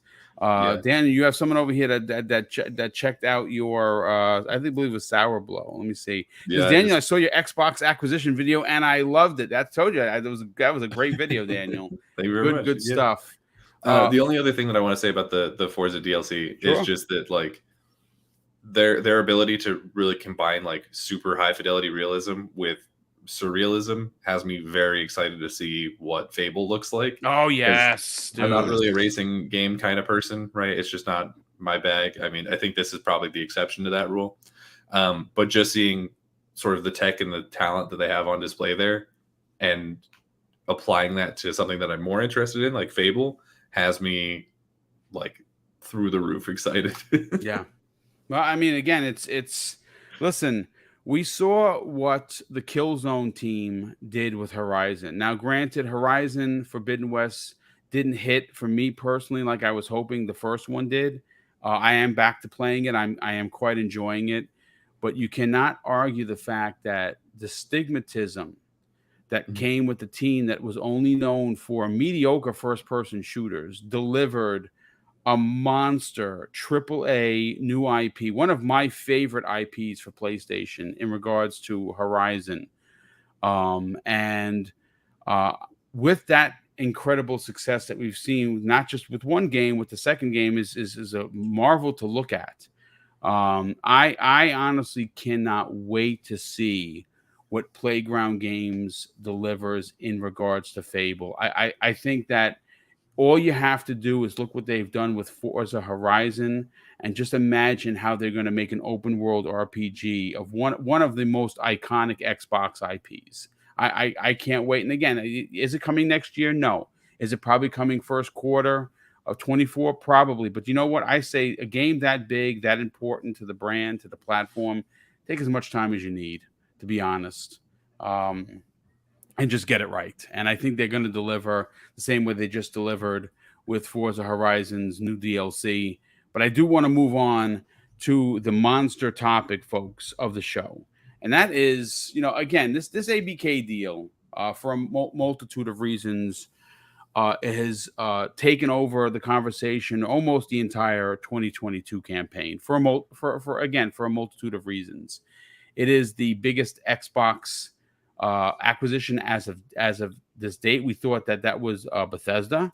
It turns out that this is not just the biggest deal, one of the bigger deals in U.S. history. It is the biggest deal in Microsoft history.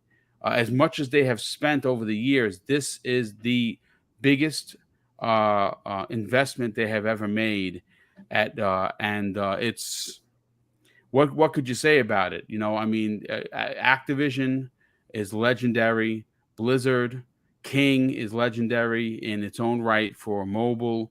But it's one of the things that I think got lost in the conversation is the fact that what studios are going to be becoming first-party studios and potentially getting back to what they know how to do, and that's make incredible experiences. And I kind of want to talk with the panel and get the chat involved in here and get your opinion of the 8 that I have listed. What is the most which of these 8 studios joining Xbox Game Studios potentially at the end of this year are you most excited to see deliver something that's not Call of Duty? And those studios, folks, are and again, this has been lost on a lot of people because of the deal as being so big. We haven't yet to see anyone really talk about the studios. And the studios of this list are staggering.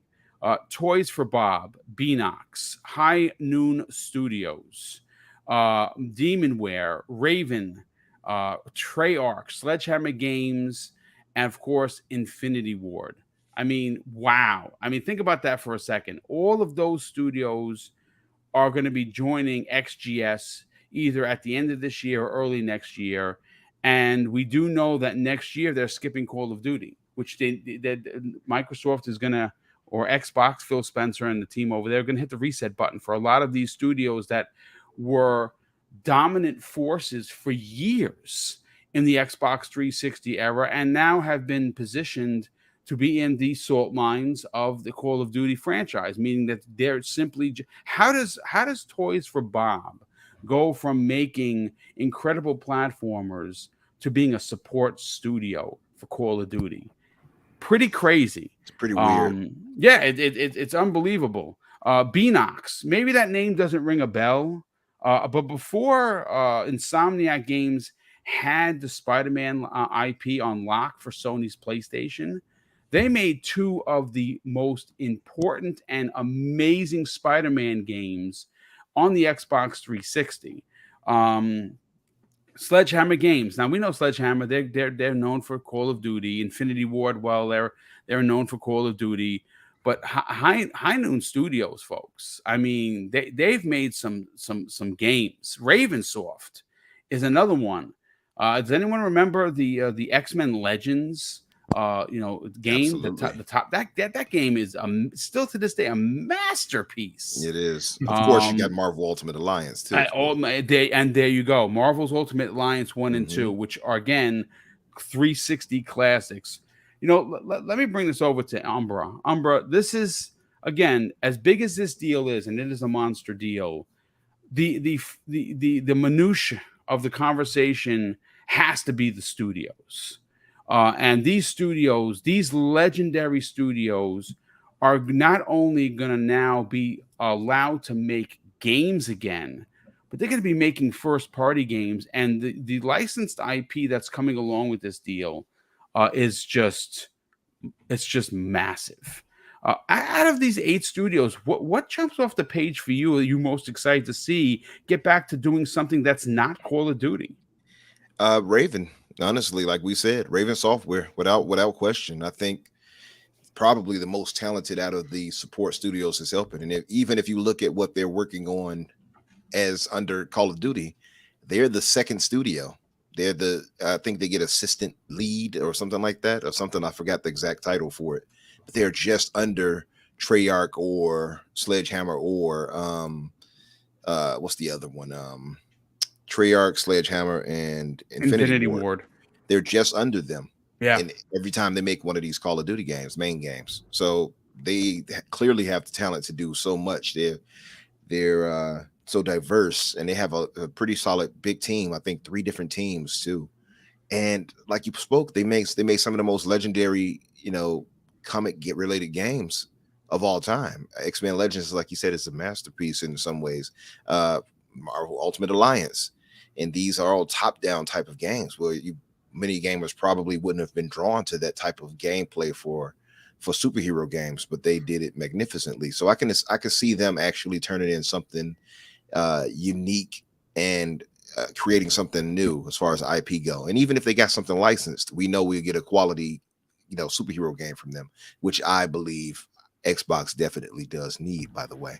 Yeah. It's funny you talk about that because there was a story that was broken yesterday regarding a Black Panther game. Yeah, Bombay. Yeah, that's right. And that's going to be, we're actually going to be talking about that specifically on tomorrow night's return of primetime gaming. And we're also going to be talking about, Phil Spencer's reluctance to bend the knee to, licensed IP. And I kind of feel that we're on the cusp of that changing. And if you if you look at what the trailer, I don't know how many people saw the trailer over the weekend for Hall H for Wakanda Forever. It broke records that have never seen broken before in regards to a trailer. The amount of eyeballs that came across the trailer was thinking about it has given me goosebumps because I was crushed to know that that Chadwick had passed when he did. I mean, he did so many movies while he was sick. And if you don't know the story, he was visiting kids in cancer hospitals while he was dying, folks. Yeah, that's why it's just talking about Chadwick, like it chokes me up a bit because of how amazing of a human being he was, and the fact that he's not going to be a part of it anymore it's hard. It's tough. But the point that I'm trying to make is that it is time. I'm going to paint the picture for you, and I hope that someone from Microsoft is listening, and maybe this gets back to Phil on why it's time for Microsoft to stop allowing the conversation to be only for Sony when it comes to Marvel licensed IP. They have an unlock with Spider-Man. Wolverine is coming out, and apparently there is a rumor that they have a third one that they're going to announce at some point. You're letting them run wild, and it's just ridiculous at this point. The panel and I are going to break down all the information that we have on the Black Panther game. And then we're going to break down the second half of the program on why it's time for Microsoft to get a character, an actual Marvel character that is synonymous with the Xbox brand. This multi-plat thing, I've hit my edge, so to speak, and I want to see Microsoft make a move. You know what I'm saying? I know Phil. Again, I don't know Phil Spencer personally. I know that he has specifically talked about not being in control of a licensed IP, and that's something that they don't like to do. A superhero game synonymous with Xbox, it has to happen. We have seen too many times, more often than not, that Sony continues to take on the conversation when it comes to licensed Marvel IP. And, coming off that story that was from about 2 months ago where Microsoft actually turned down Marvel to do an exclusive, you got to get back to the table, folks. But again, tune in for Primetime Gaming tomorrow night, 7 p.m. Eastern Standard Time. We're going to break that down. But please continue, Infinite. I was so annoyed, by the way, to hear that when we got that news. My rage meter went right through the right. Man, right. I know. I'm not the only one. I know other people in the chat had to be upset when they heard that news. Like, they could have had Spider-Man. Yeah. Oh, they could have had this too. Like, come on. That was a very different Microsoft. It was. You know what? Obviously, that was a Terry Myerson. Who was known as the Human Roadblock. That was also a good old Donnie D. That was a Microsoft that was those two gents, and I use the word loosely, nearly put Microsoft out of business, Xbox out of business. I will say though, right? The Black Panther game, that's still just a rumor, right? So I don't think they. No, actually, says Jeff Grubb actually confirmed that it's in development. Right, but they haven't confirmed platforms or anything yet. So no. I mean, Xbox has a really good partnership with EA. It's possible. I mean, look, go to Wakanda. What's everyone doing? They're throwing up the X. I don't know. Could happen. That's could great. happen. Yeah, you never know. I mean, my thing though, absolutely, risk right. Of course, it was a different Microsoft. I'm still annoyed though because I look at it and it's like, and I've been calling for it, like I said, since the 360. I've been wanting Microsoft to have their own superhero game. So it never happened. And then Sony, of course, stepped up and they had Insomniac do what they do in Spider-Man, man, and the rest is history. But as far as that goes, I'm with you 100% on that, Boom. Microsoft, I think Phil has to kind of get out of that licensing thing. He's gonna have to get past that. I think the time is ripe for it. This is an era of superheroes. It's not something you want to be left out on. I think, not to say it should be their sole focus, but I think they're good with diversity anyway. Why not have something like that? We should have everything as far as I look at it. I told you the last podcast we talked, I said I'm greedy. I want everything on Xbox. Nothing wrong with that. I want everything on Xbox, and I mean that. I want us all to have it all. So I don't want no shortage of anything, be it third-person action RPGs or third-person over-the-shoulder walking simulators. I want us to have everything. So what about cat simulators? That too. Well, I'll take the cat simulators too. Hey, I mean, look, I'll say this. These studios, I'm sure that when it was announced that Microsoft was going to buy them, there was a sigh of relief, that they could actually get back to making games, because the talent that I read out to open up the topic, these studios have an incredible, legendary history in gaming. And the fact that they're going to be able to spread their wings, and you know how Phil Spencer does things, the Microsoft says, hey, make what you want. And I'm sure that the conversation is going to come up where, maybe the team wants to revisit the Singularity IP, that Microsoft is going to own. Did anyone ever play that game? Because that's one of those hidden gems on the Xbox 360. I was literally, that's the one you stole it from me. Boom. That's the one I was going to say. I pulled it up on screen because I'm like, man, Singularity. I haven't played that for you. And that was that Raven? That was Raven Software that made that, right? Absolutely. That's kind of the reason why they got folded into Call of Duty, because of that game. But that game was so much more than Call of Duty, I think. So, but man, I look, there's so many games. I gotta give a shout out to Sledgehammer Games, because they're a bunch of Aussies. We don't have many Aussie studios. Like there's so many games and so many IPs that have got access. But the thing that's really interests me and gives the whole credence to the Phil saying that we want these studios to make whatever they want. But also within Blizzard Entertainment, and I went through this with Umbra, like when this was all happening, was Blizzard Entertainment and Activision combined together. They actually have 33 studios. So like that includes your Benox, your Demonware, your Digital Legends, your High Moons, your Infinity Wards, all those as well. But in the background, they've got a lot of support studios. Yeah, they do. Yep. Yeah, a ridiculous amounts. The 30, I think it was 33. Don't quote me on the number, but I'm pretty sure it was 33 studios. And you have to also include the ones that have been folded into other studios, like Vicarious Visions and Neversoft. And there's a bunch of those who are still independent buildings and teams, but have just been like renamed as like, you're just part of Treyarch now or whatever. Or Blizzard Albany or whatever the hell they call it. Like, Albany. I mean, there's so many IPs there, man. It's just out of control. Singularity was the one that I was thinking. Boom. It was weird that you plucked that straight out of my brain. I literally had it on screen over here playing it, just going, man, that game was good, man. It was really good. That gets me excited. If they're like, Raven goes, you know what? We'd like to make another Singularity with the physics that they can achieve now, with the graphics that they can, and just all of that into a new Singularity game, because I think that game was pretty ambitious, right? But there's like one that's like really close to my heart. We used to sit around as teenagers, like spend a lot of time on Tony Hawk. I would like to see an old school Tony Hawk just brought back from the dead, like even if they wheeled him in a wheelchair, like put him on the board, whatever they got to do, man. That, and then the other one that's really interesting that we talk quite a bit about, because one of my friends a few of my friends are WoW players actually, is bringing WoW to Xbox. I think that has to happen at some point. Risk it for sure. Yeah. Absolutely. And the only problem with that though is obviously the controller support, right? But mods have already done that. Mm-hmm. But this is one problem that I have with Microsoft as well. They have this directive that we cannot put games on Xbox, without control support. Yes, you can. Just do it.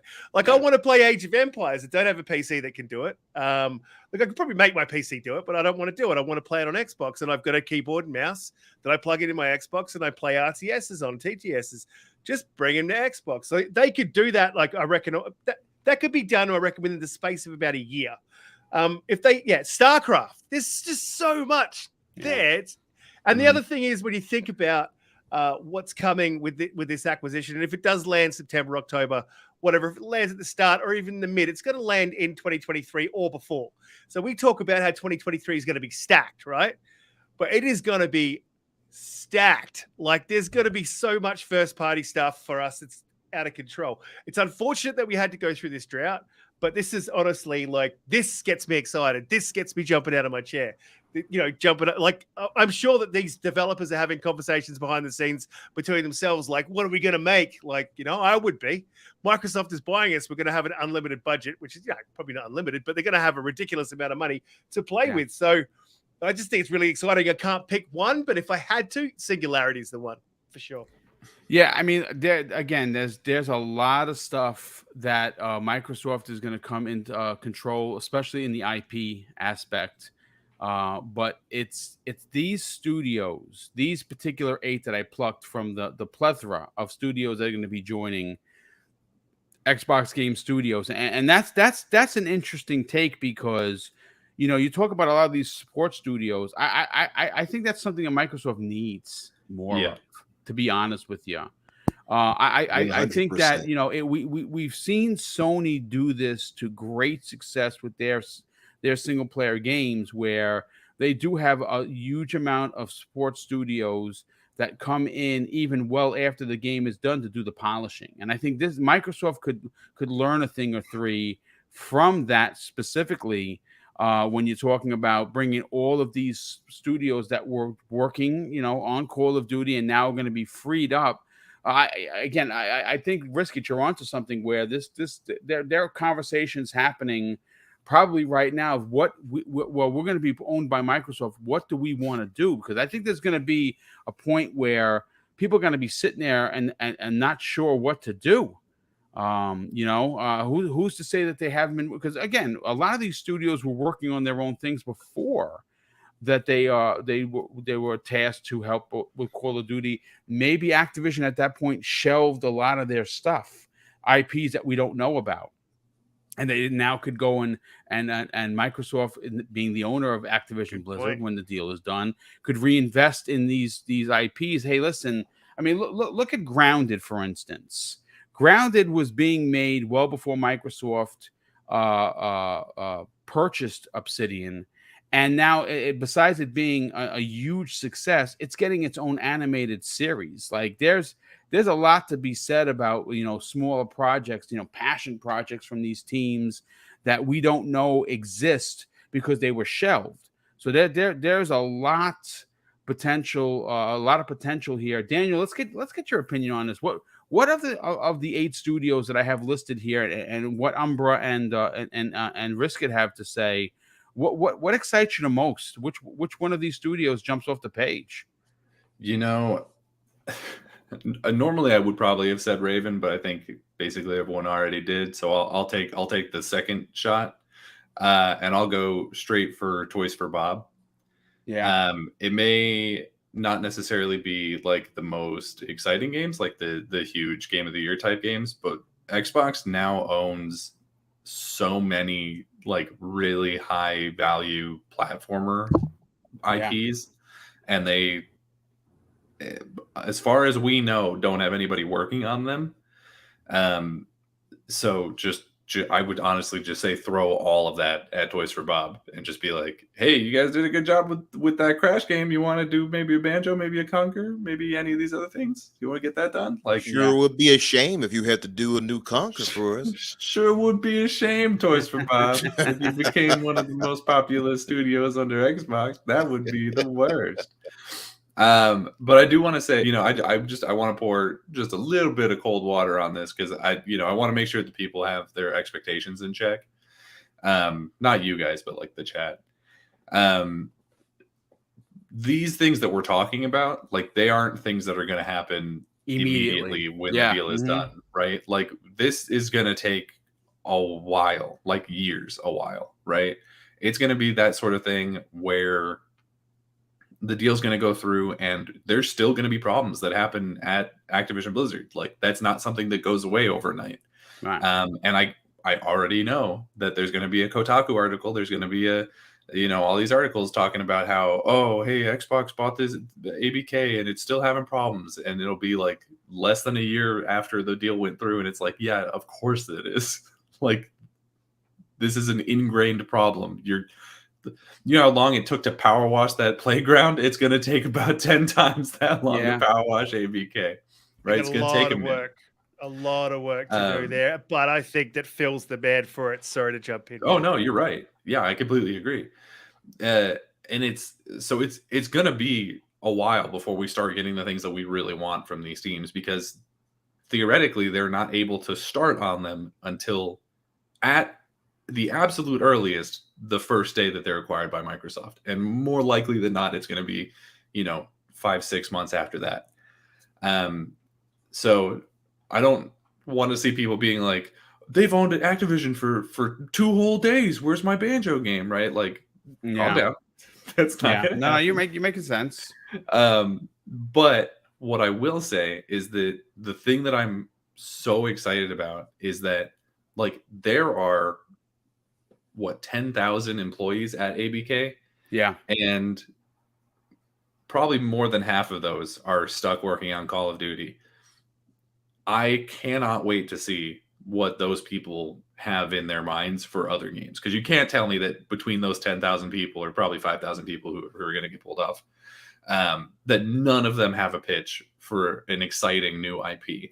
Now, obviously, Xbox has a ton of IP that they're not really using right now that I would also love to see utilized. But just the idea of having studios like Raven or Benox or High Moon back on the street making the things that they want to do, like that's the part of this that excites me more than anything. And I can't even necessarily predict what those people are going to be making, because more likely than not, it's going to be new IP. But it's going to be a long time before that happens. Yeah, unfortunately. But like I would also touch on just even the fact that even beside these studios possibly making their own new IP or some licensed IP is the fact, like Boom pointed out, them possibly being support studios to help out on something like Halo, for instance. Yes, Oh, absolutely. yes, and They need that. yes, Yeah. absolutely. Imagine putting Raven, who has been a great big help to Call of Duty on Halo, to help make maps and things like that, or new game modes. Absolutely. And There's this so many might ways be, that can happen. this might be kind of a hot take or a bad take. I don't know. Let me know. I genuinely think that for some of these teams, having worked on Call of Duty might end up being a good thing for them. You know, you look at Raven and High Moon and all these studios, they did good work, but it wasn't necessarily like super duper high AAA quality, high fidelity type stuff. And now they have experience working with those things, working with those engines. Yeah. If they can, if Raven is able to separate themselves from Call of Duty, but still make something that is on the level of Call of Duty, that would be ridiculous. Yeah. Mm-hmm. It would definitely be a W. Yeah. I mean, there's certainly a heck of a lot more upside to this deal than there is the bottom out aspect. The bottom out aspect is they need to clean house, and they're doing that already. It starts with Bobby Kotick, who is the devil. Once they get rid of him and his stink and his stink has been removed from the company, they can then work on doing what their company is supposed to do, and that's make games. And I know that we're all here for it. I can't wait to see what they do. I'm very excited for to see what these studios want. Again, Call of Duty is a great product. I don't play it. I play it for the single player. I don't play the multiplayer.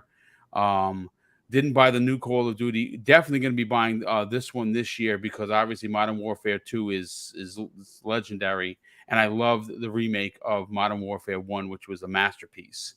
But I cannot wait to see what these studios do.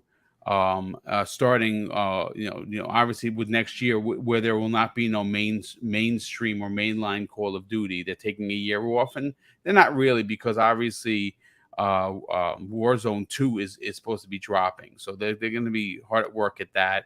And if you're into Call of Duty and that's your bag, then you're good to go. Let me catch up some of the super chats, and we'll get everyone the heck out of here. You drops a £2 super chat and says they just need to buy WB so they can own all of DC. Yeah, that's a lot of people saying that in the chat. Brett Bingham, good friend of the program, drops a $5 super chat and says, who says the next Microsoft acquisition won't have a superhero IP included? WB Games and DC? ? See, again, people still have that in their mind that could be, and that very well could be thing. Raiden Blade drops a £5 super chat and says, turning down Marvel, how much harder will it be now for Xbox to secure a Marvel IP? I believe they have IPs in development for Xbox, but what about what cost for times or not? That's a good question. I know that about a year and a half ago, maybe even 2 years ago, when Marvel wanted to get back into licensing their IPs out for people to make games, there was a curtain call for the development community, and that was publishers, that was the small development houses, that was across the board, where they wanted people to play in their world. So I don't think that Microsoft, would it be costly? Well, sure, but you're Microsoft, so what do you care? What Microsoft cannot do is sit on their hands regarding a superhero genre, like it doesn't exist, like it's not relevant to the conversation. I love what Microsoft is doing. I love what Xbox is doing with how different their games are. There's so many choices across the board, whether you're playing Power Wash Simulator or Forza Horizon. There's something for everyone, but there isn't a fighter, right? They're still missing fighters. They're still missing platformers, even though they own some big time platformers. Well, the superhero genre isn't going away anytime soon. Marvel just announced Secret Wars and the Kang Wars. Folks, superheroes are a thing, and they're going to stay around. Microsoft needs to embrace that. They need to embrace that. And again, we're gonna cover that further on tomorrow night's primetime gaming. But good stuff, Raiden Blade, as always. We also have another super chat came in from Jacob Novick, drops an additional $5 super chat and says, Phil probably wants to make a new Guitar Hero. Yes, please. In fact, they should headline Kiss, my favorite band, to do it. Xbox must do to do that canned Tony Hawk THPS 3 and 4 remakes. But I want Crash 5, Spyro 4, and Skylanders 1 reboot. I mean, I don't think Skylanders would come back unless it was not involved with the Toys to Life stuff, because that was a heavy investment. But who knows? They have, like I said, they're going to have incredible IP. Danny Passion Official drops an additional $5 super chat and says, I think Microsoft hasn't take any big third-party IP to release day one on Game Pass this year is due to the ABK deal. Any big noise can affect the deal. I mean, it's possible. It's definitely possible. But I still think they have a couple of surprises lined up for us for sure. He drops an additional $2 super chat and says, sorry for the typo, kind of busy around here. Don't sweat it, brother. Definitely appreciate the generosity and, of course, the comment. Folks, that is your Xbox Factor podcast for this Tuesday. Hopefully you enjoyed yourself enough to spend the near 2-hour program. Let's get everyone out of here because I'm running out of steam, folks. I'm not even going to lie. And let's get to the outros. And we're going to start first with Risk It for the Biscuit. Brother, sell your brand. Tell everyone about the great podcast that they can tune into each and every week with Doom Cutie, yourself, Infinite Umber, and, of course, Jedi. Love what you guys do over there. I think it should be on in everyone's playlist for sure. Say your brand, brother. Thanks for having me, Boom. Mr. McG, thanks for having me, and Amra, thanks for having me on the show, guys. I really appreciate it. You can find me on Twitter at RiskIt4TB. You can find the channel and the podcast every Friday at 8 p.m. EST if you're in the US, and I assume there's no one from Australia here because it's 2 a.m. So I won't tell you what time it is for that.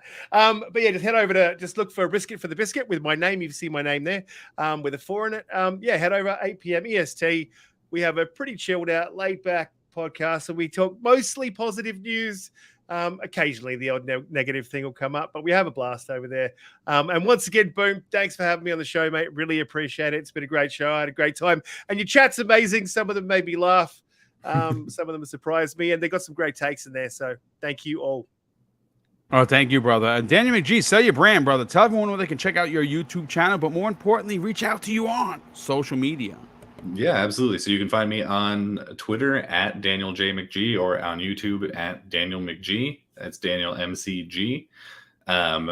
You can also find me over at the Outbreak Podcast channel next Monday because I was just interviewed by friend of the channel, I guess, Web Dave, yes, who you, if you're a fan of the channel, will have seen on Breakfast with Boomstick. I always forget which one.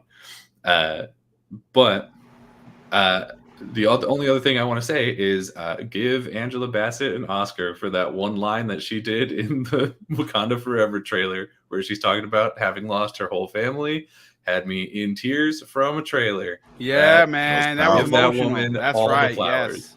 Yes. Yeah. Angela Bassett still delivering the power lines. Yeah, that trailer was like I said, I have some numbers that that came out regarding everyone that watched that trailer in 24 hours, and even though it has nothing to do specifically with gaming, it goes to show you the power of superheroes, specifically Marvel, and this is why I'm going to really put my stake in the ground for tomorrow night's prime time on when Microsoft has to get their own hero. But Thanks for being here, Daniel. And last and no way least, Infinite Umbra. Sell your brand, brother. Tell everyone where they can check you out on Fridays. And more importantly, where can they reach out to you on social media if they want to strike up a conversation?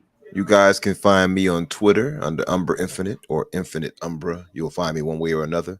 And of course, on the Xbox Infinite podcast on Fridays, 8 Eastern here in America. And for the future people in Australia, it's on the Saturdays, I believe, at 10 in the morning. And just want to give a big shout out to the co-host here and to you, Boom, for bringing a brother on. And again, it's always fun to go where everybody knows your name. I almost broke out in song again, but good topics, good discussion here today, and appreciate you guys for your thoughts and well, thank you for being a part of it, brother. Definitely great to have you a part of this program each and every week. And obviously, thank you everyone that tuned in. We had over 300 viewers today live. I know that it's tough because it's the summer. Everyone's still out doing their thing, so to have that many viewers here is a big deal. Thank you for bearing with me not being on camera. Like I said, I would have made another topic, but I got nothing left in the tank, folks. But again, you are getting 2 additional shows this week. You're going to get your scheduled primetime gaming tomorrow night, 7 p.m. Eastern Standard Time. And then we're going to do it again for Breakfast with Boom, where we're giving away $400 worth of $50 gift cards, 8 $50 gift cards. And all you got to do to win is be in the chat. And that's Friday morning, 10 a.m. Eastern Standard Time. Thank you again for all the well wishes and the kind sentiments for me and Mrs. BoomStick to make a full recovery. And of course, I'm going to close out the show. I want to say a big thank you to all of the super chats that continue to come in, because those allow for us to do these big giveaways. And without those channel memberships and super chats, we can't do that. So thank you again. And of course, I'm going to close out the show, folks, with something that's important to me. Hopefully one day it'll be important to you. And that's something that my dad taught us when we were kids. And he said, Craig, treat others how you want to be treated. And also, it doesn't cost anything to be nice. To live by those rules, son, I can guarantee you're going to have an awesome day. So take care, everyone. And we'll see you next week on the newest episode of the Xbox Factor Podcast.